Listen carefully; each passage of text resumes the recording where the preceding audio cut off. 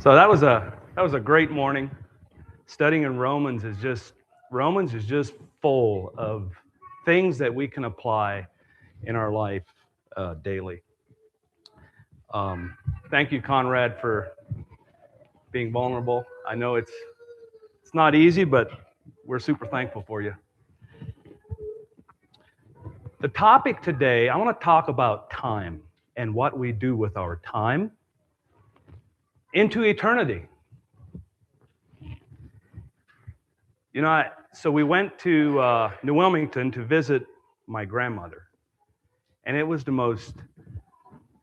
beautiful thing.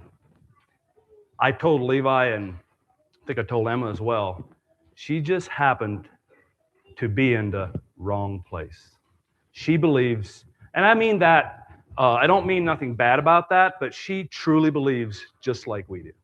Just like we do. We, there's a Bible. You know how the older people have a desk, like you flop it down, you flop the lid down, and then in that section there's a big Bible, big old Bible. I just reach up and I grab the Bible and I said, "Mom, Grandma, where'd you get this? Like, what's it? Oh, it's just something we bought at I think a flea market." And so I opened it, and it was all English. I said, it's an English Bible. Oh, yeah. Grandpa, he never could read German. I never knew that. I never knew that Grandpa couldn't read German. And so the whole thing was in English.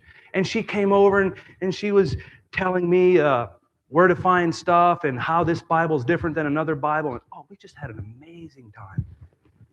So, time. How do we spend our time? Obviously, my grandma, she grew up in a place where we would think, man, it's tough. It's tough to be a believer in that setting because of ignorance. Not because that they want to not believe, it's just because ignorance. And time is something that we all have. We all have this. People say life isn't fair, and life isn't fair. But time is something that we all have.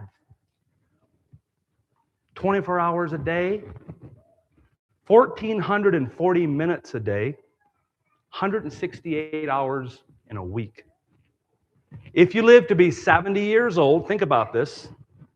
Your first 15 years are childhood. You spend 20 years in bed.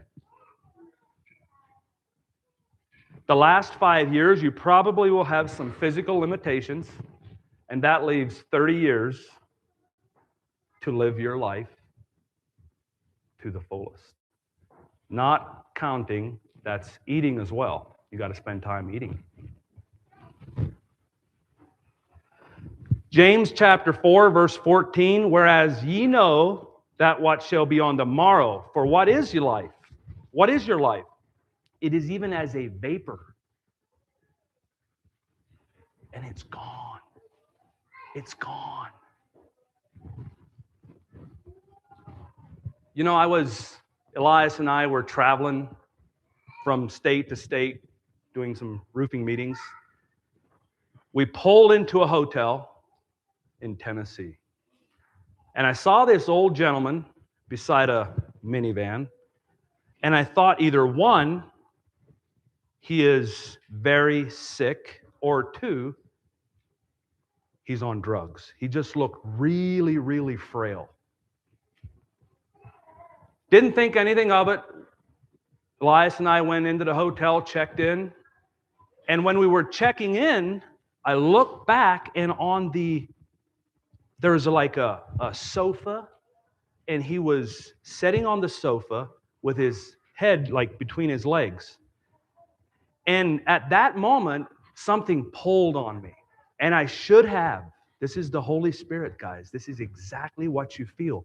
I didn't move, but I felt something, and I was like, man, I should go talk to this guy.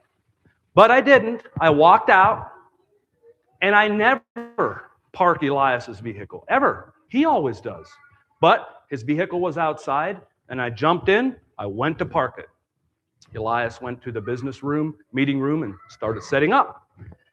As I was backing Elias's vehicle into the parking spot, This guy was standing right beside me, and he was motioning to put the window down. So I did, and he's like, we started talking, and he was friendly, and he was like, I'm from Bozeman, Montana. Oh, wow, Bozeman, Montana. I said, I was just like trying to make conversation. I said, hey, that's where Yellowstone was filmed. He's like, oh yeah, I'm 14 miles from where Yellowstone was filmed. And so we connected. He said, I don't know you. I saw your license plates from Pennsylvania, but I just got released today. The doctors told me I have 4 weeks to live. I have leukemia.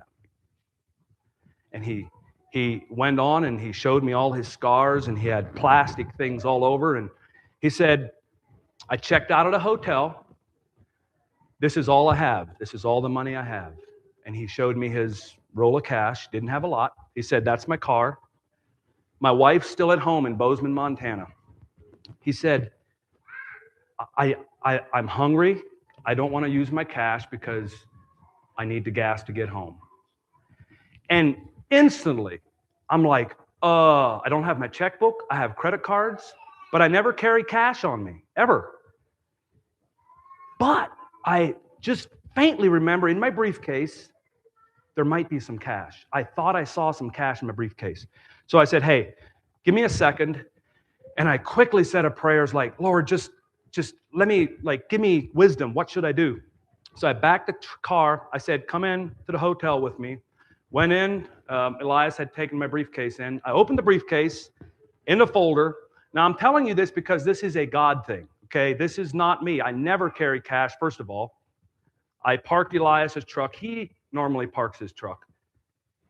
God knew I had cash, okay? He set this all up. I looked in my folder, and there was a Texas Roadhouse gift card, which should be in Emma's wallet, not mine. So, and right behind the Texas Roadhouse gift card, there was $400 cash. I still, to this day, have no idea where that cash came from. I'm sure I got it from something, stuck it, and I gave it to him, and oh my goodness. See that, now I was on the receiving end. Yes, God provided for the guy, but I was on the receiving end. I still get goosebumps every time I talk about it. It was so incredible. That guy cried. He was so overjoyed. And my prayer is that he got home safely, and if he wasn't a believer, that he gave his life to Christ. I prayed with him and sent him on his way. And that, my friends, is what we're here on earth to do. It's not because of me. It's not because of me. You got to understand. I don't carry cash ever. Hardly ever. Maybe a 5 or a 10. So, how do we spend our time? It just really did a check for me. Like, we have to spend our time wisely. We're either wasting time, killing time, but how much time do we spend with the Lord? The 90th Psalm, when Moses was praying to God, verse 4, it says, for 1,000 years in thy sight are but as yesterday, when it is past, and as a watch in the night. A watch in the night is approximately 4 hours. Thou carriest them away as with a flood. They are as asleep in the morning. They are like grass which groweth up. In the morning it flourishes, then groweth up, and in the evening it cut down, and it withereth away. For we are consumed by thine anger, and by thy wrath are we troubled. Verse 8, thou hast set our iniquities before thee, our secret sins in the light of thy countenance. For all our days are passed away in thy wrath. We spend our years as a tale that is told. Isn't that the truth? We reflect back and we see the things that we did. Some are good, some are bad. We focus on the good and we learn from the bad.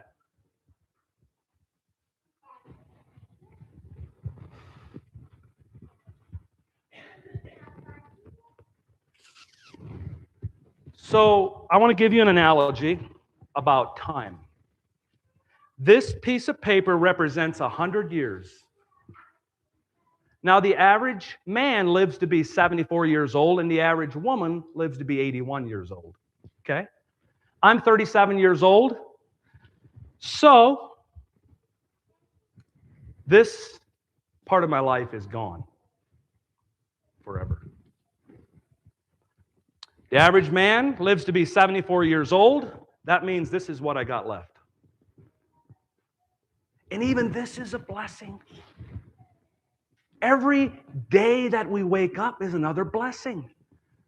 But we have to understand, this is always getting shorter. You will never, ever get it back until we're at eternity. See, we focus so much on this. Driving down the freeways on our smartphones, which is good. It's all good if we do it to the glory of God. Think about this. Think about a little rope starting right here on the pulpit and going forever and not stop. But right here, there's 3 inches of red. That's our life. Right here, there's 3 inches of red. But all our life, we focus on that 3 inches of red, and we never, hardly ever take the time to think about eternity. And it goes forever.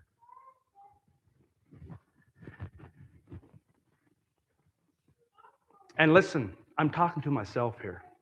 I get wrapped up in these 3 inches of red. The things I want to accomplish, the homes I want to build. Are we really encouraging anyone at all in our lives if we just focus on what we can accumulate? I'm guilty. I'm telling you guys, I am guilty.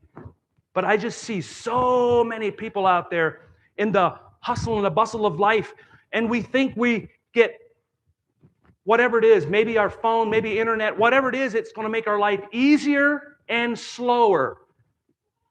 The reality is, listen, our grandparents drove around in a horse and buggy.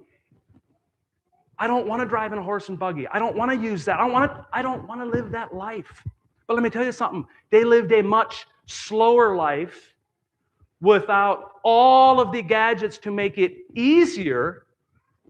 They had a much slower life. And get me wrong, I love this time. I love this era. I wouldn't want to live anywhere else but here in America. Anytime, this is the time. This is the greatest time. It's a gift that we are so blessed to live where we're at today. It's a blessing. Of course, there's a lot of things going on in the world today. Of course. But you're not going to change it. The only thing we can change is how we spend our time worshiping the Lord. That's what we can change. We love chasing comfort, and my goodness, am I guilty chasing comfort. Always looking for a comfortable life, an easy life, life experiences. That's all good. I love experiences. Emma and John Wayne and I, we love to travel. And oftentimes, we get to a place, beautiful lake, blue mountains, the trees. It's a beautiful thing. And when I get there, I look at Emma and I'm like, oh, we're here. This is something we saw on a calendar or on YouTube. Now we're here. Let's experience it, right? But what about the little bitty things? What about the little things? On the way home from our Western trip last year, we stopped on the interstate, cars and trucks driving by. 10 years ago, I would have driven through this area, and it's what I thought, the most godforsaken place on the face of the earth. It's as flat as a pancake. You can see for 10 miles, hot, dusty. But amongst all that, there was these little sunflowers growing all beside the road, like just thousands of sunflowers, just the little bitty sunflowers. John Wayne was throwing a fit because Mom stopped. We stopped and we gathered some sunflowers, and I still go back, and that is my favorite picture of all the Western pictures that we had last year was Emma once wanted some seeds to start her own Western sunflowers. Do we miss the little things? Because you know what? Seeing those things is all part of God because God created it. Do we stop and marvel in the springtime when the birds are laying their eggs and gathering the nests or the straws and the horsehair and whatever it takes to build the nest? It is really cool if you take the time and marvel at God's work. No, we're not worshiping creation, okay? Because we see the Creator in the creation and we marvel at it.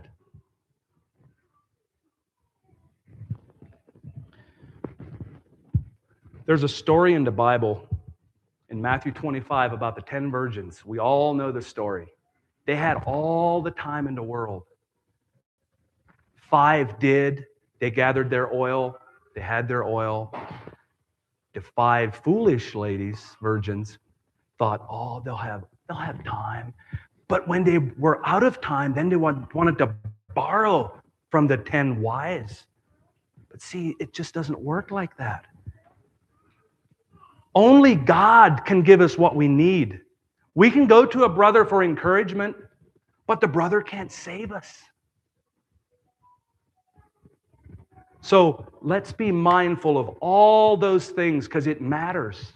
This right here, it matters.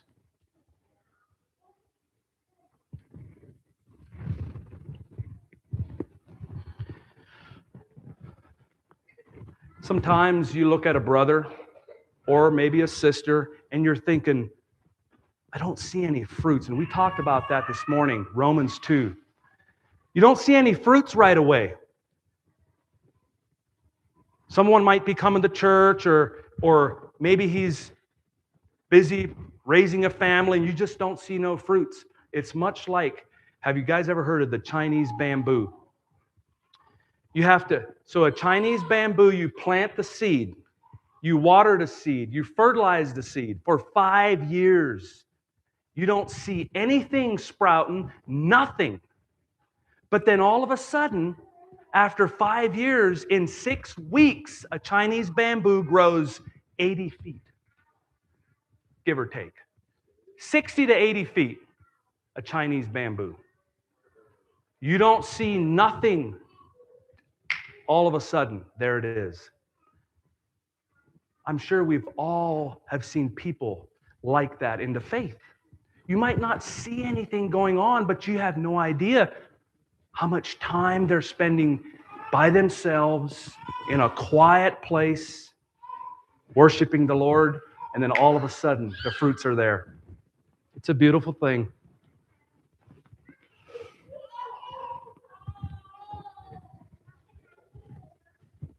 So I want to close. Just remember, yes, we focus on the red, but let's make sure that we are providing for eternity because that truly matters. And eternity doesn't start when the red is gone. This can be eternity right here in a good way. It can be heaven on earth. People say somebody passes away, but let me tell you something. They're more alive when they pass away than they were here on earth. They're either more alive in hell or they're more alive in heaven. Let's remember that. This is so temporal. This is so temporary. So, let's be careful where we spend our time. Let's go out this week and make a difference in the world and the people around you. Back to you guys.